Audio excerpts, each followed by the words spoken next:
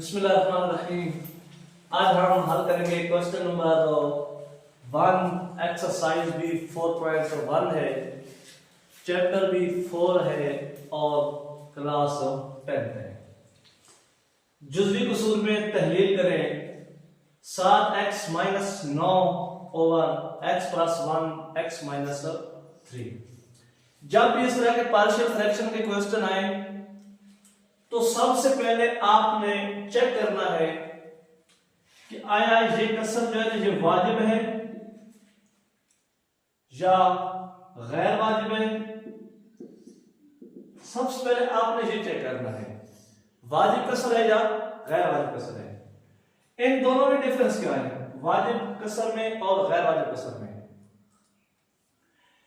देखिए जो आपकी ये उम्र वाली रकम होती है ना, जिसको शुमार कुनिंदा बोलते हैं,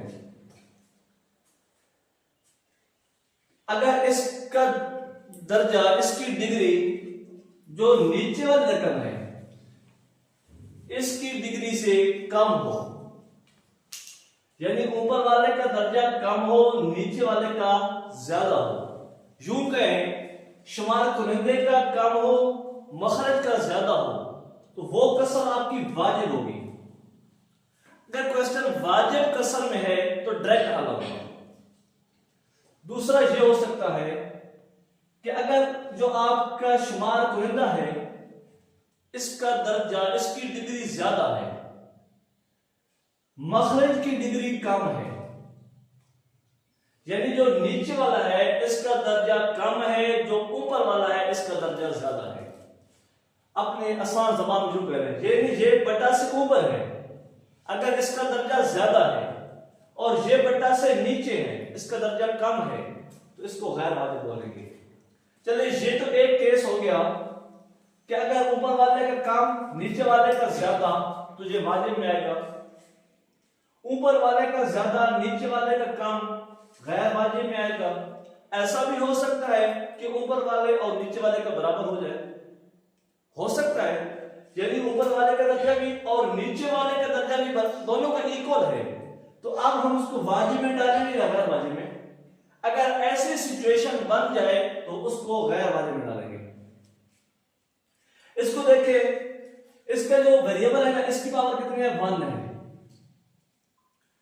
इसका जो ये वेरिएबल है इसकी वैल्यू भी, पावर भी 1 है और इसकी पावर भी 1 है। दोनों को ऐड करें तो इसकी पावर 2 बन जाएगी, ऊपर वाले की 1 बन रही है। तो इसका मतलब है कि ऊपर वाले का दर्जा कम है और नीचे वाले का दर्जा ज्यादा है, तो इसको हम किस में डालेंगे, वाजिब कसर में। अगर वाजिब कसर में क्वेश्चन हो तो हम उसको डायरेक्ट हल करेंगे। अब मैं क्वेश्चन कॉल करता हूं, डस्टर दें। चलिए जी हम इसको स्टार्ट करते हैं, कैसे हल करना है।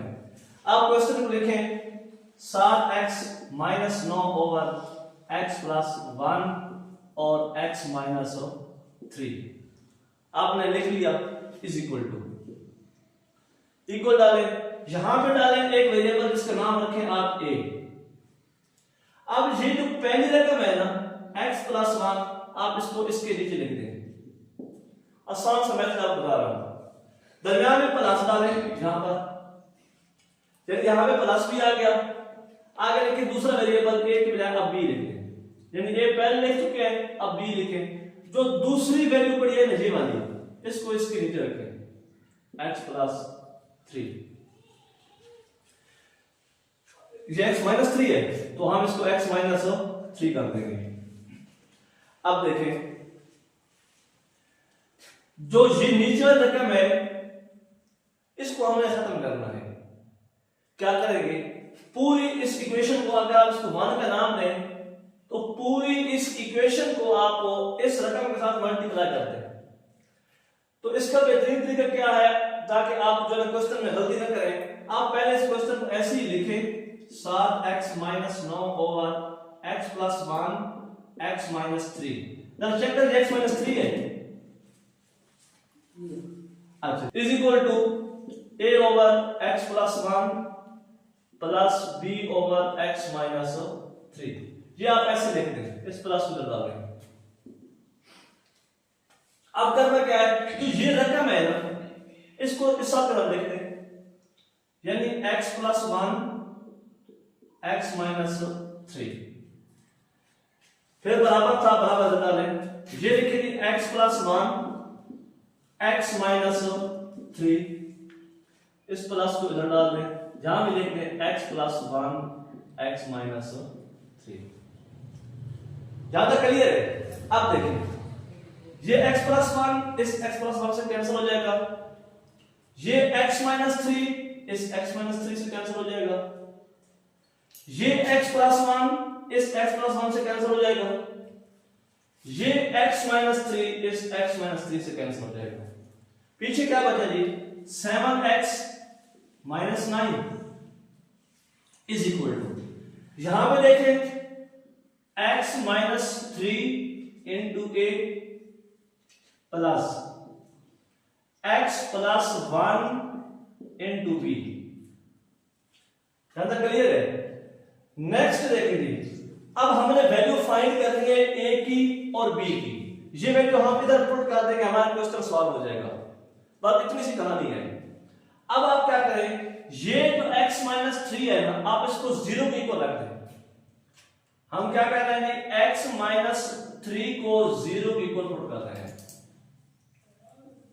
तो f की वैल्यू क्या आ जाएगी, x इक्वल आ जाएगा 3 के।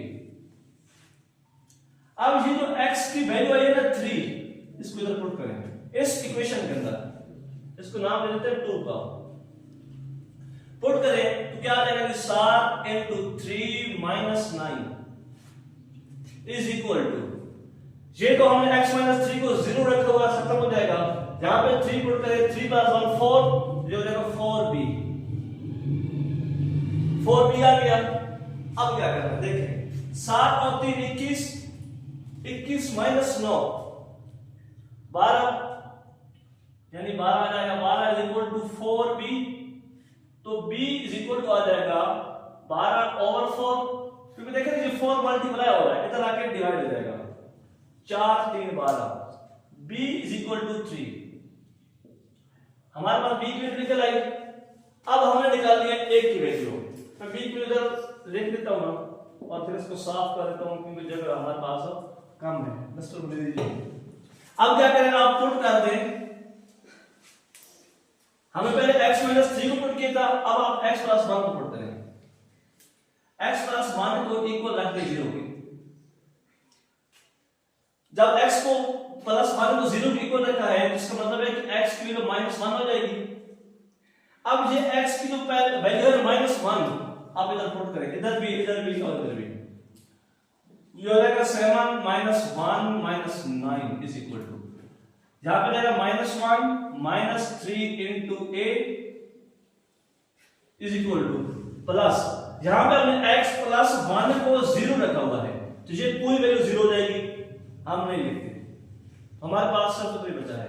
अब क्या होगा जी, 7 माइनस 1 माइनस 7 माइनस 9, 7 माइनस 9 को minus 16 is equal to minus 4a, यानी a इज इक्वल टू आ जाएगा 4 के, क्योंकि माइनस 16 और माइनस 4 हो जाएगा ना, इसका टेबल जाता है 4 दफा, तो हमारे पास 4 आंसर आ गए, यानी a की हमारे पास क्या आ गई है, 4 आ गई है।